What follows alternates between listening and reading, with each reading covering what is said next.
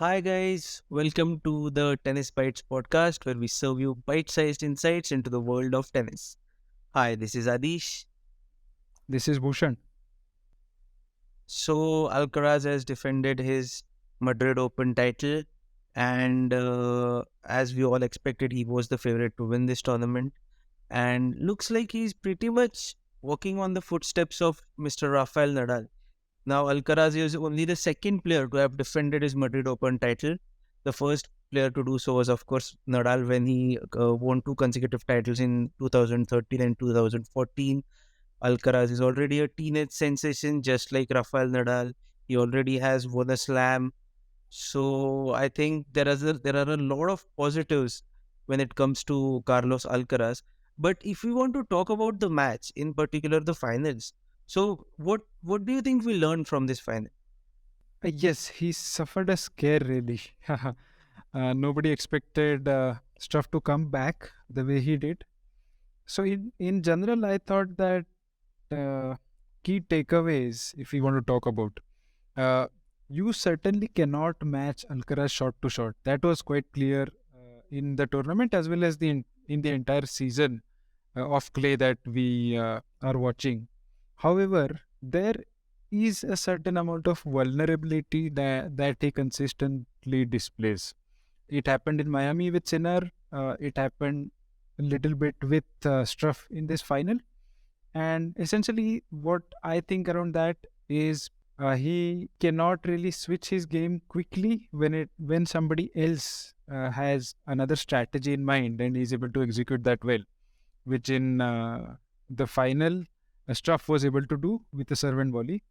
And I think some flattish shots, if somebody is able to finish the points quickly, that also makes Alcaraz a little vulnerable. So, although he has a perfect game, all the shots, all the strokes are near perfect. I think there are some strategies, some vulnerabilities which people will try to exploit in the coming tournaments. Well, of course, Alcaraz is quite young, so I'm pretty sure that he'll adapt to these conditions. But now coming back to the match, so what do you think particularly of Alcaraz's game in the match? We're talking about the finals only.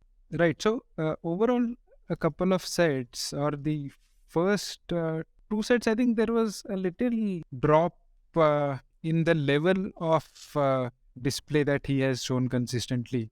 Drop shots were not that perfect. Ground strokes were, I think, risk averse, if I were to say that. They were not too close to the lines. Alcaraz was, I thought, playing a little conservative game. And third set, I think he really upped his gear, and that is how he actually closed it. But I really thought that he was not at his best in the first two sets, at least. And if we have to talk about Jan Lennart Struff, man, what a revelation he has been. I think a lot of us have been surprised and impressed with a serve volleyer playing this kind of a game on a clay court final. And so, what did you think of his game? The way he played in the finals, it was quite obvious that he was literally troubling Carlos Alcaraz from the word go. And what do you think about his game, the way he played in the finals? That was a surprise, wasn't it? And a pleasant surprise to watch. As you said, it is difficult to play serve and volley on clay, but I thought that there was no other chance or there was no other strategy that he could have really thought of. More importantly, he was able to execute the serve and volley strategy very, very nicely. And it was very evident that he was doing the serve and volley. That may have had an effect on Alcaraz, but credit to Struff. I mean, he stuck to his plan. It was a different strategy and it was difficult to execute, but he hardly missed any sitters. He was very clinical with his strokes, with his volleys.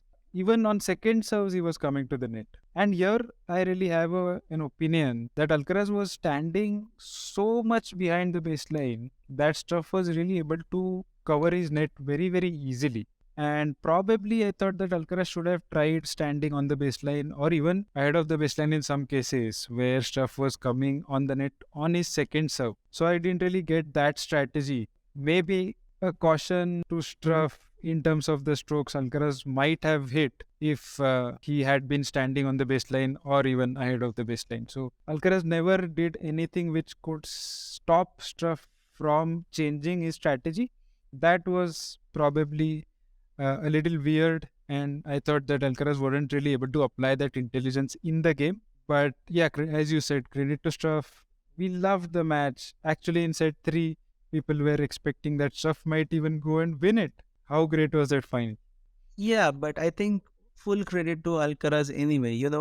He was the favorite. He is a clay court specialist, as they say. Of course, he pretty much seems to excel on every surface, the type of game he plays.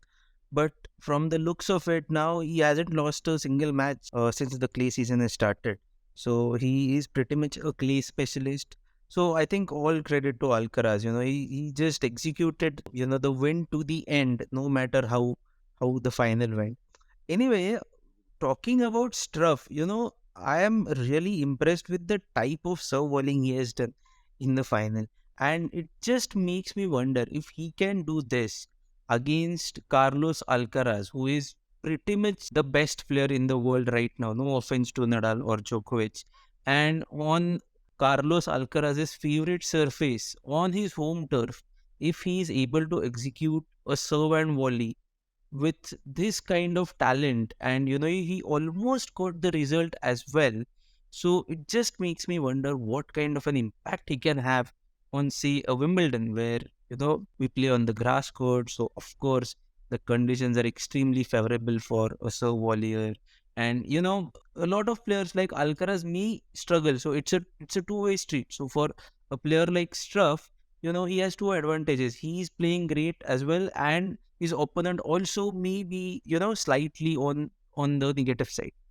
Right, right. And I think initially, or the initial week, the first week of Wimbledon, at least Struff should be able to back himself to really go for that big serves and do his serve and volley game, which he showed almost outlast Alcaraz.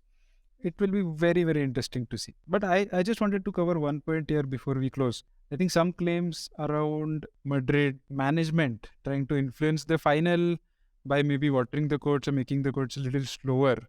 What is your opinion on that? Well, there have been reports that, the court was watered a little more than it usually is, in order to slow down the court, which obviously helps Alcaraz and doesn't help Struff as he's playing a serve volley game. But I don't know how true these claims are, or if the authorities really went out of their way to influence the game, or were they just trying to manage the courts and the speed of the court, because traditionally the red clay surface is supposed to be slow. So I really don't know if that is what they intended, or it was just regular stuff. So I don't think we can comment about it at this point of time. All right, Alcaraz has managed to defend his title, and what a match it was! And complete different set of styles and techniques employed by both the players, but it was fun to watch. Thank you so much for listening to us today. Hoping to see you in the next episode.